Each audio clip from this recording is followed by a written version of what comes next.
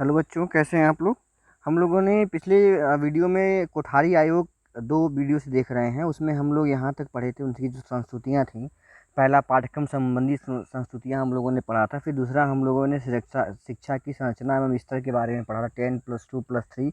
इससे विस्तार से चर्चा है, कभी क्लास में हो जाएगा। क्लास में तो मैं एक बार बता चुका हूँ 10+2+3 क्यों हुआ, और क्लास में फिर चर्चा हो जाएगा। हाँ, जिनको जानना हो मुझसे संपर्क करें, कमेंट बॉक्स में लिखें या फिर व्हाट्सएप से संपर्क करें, उस पर बात हो जाएगी। अब आगे हम बढ़ते हैं पूर्व प्राथमिक शिक्षा संबंधी सुझाव।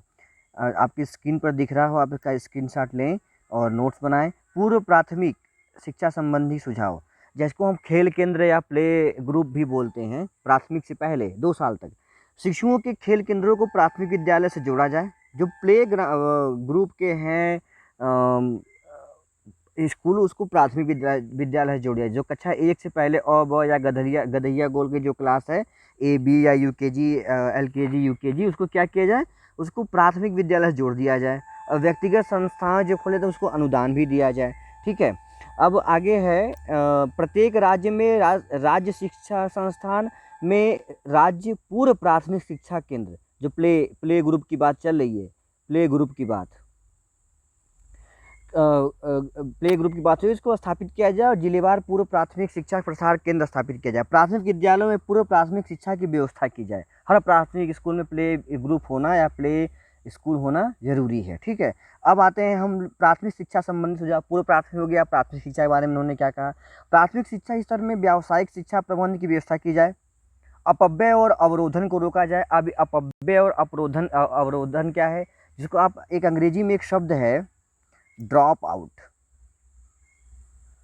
आउट, जो पढ़ाई बीच में छोड़ देते हैं। ठीक, ये अपव्यय है। और अवरोधन, जिनको जबरदस्ती पढ़ने से भेजने से रोक दिया जाता है, जैसे बाल मजदूर, इन लोगों को इसको रोका जाए। ठीक, 1 किलोमीटर के अंदर प्राथमिक विद्यालय और 3 किलोमीटर के अंदर एक माध्यमिक स्कूल खोला जाए। देखिए, ये 64 की बात हो रही है, अब तो हर गांव में मिल जाएगा।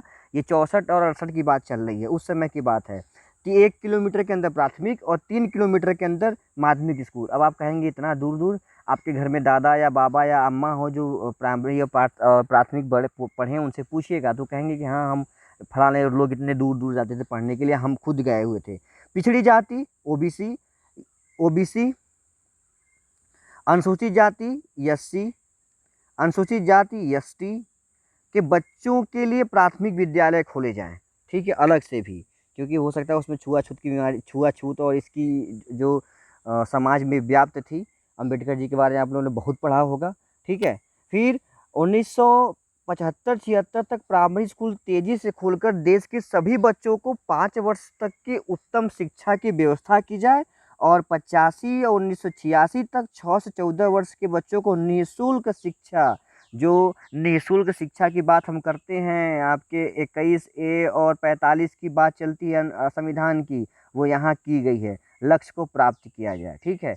और एक और हम लोग देख लेते हैं, ये आज ये प्राथमिक शिक्षा संबंधी, पूर्व प्राथमिक शिक्षा संबंधी और संरचना और यहाँ तक के पाठ्यक्रम संबंधी सुझाव आपने देख लिया।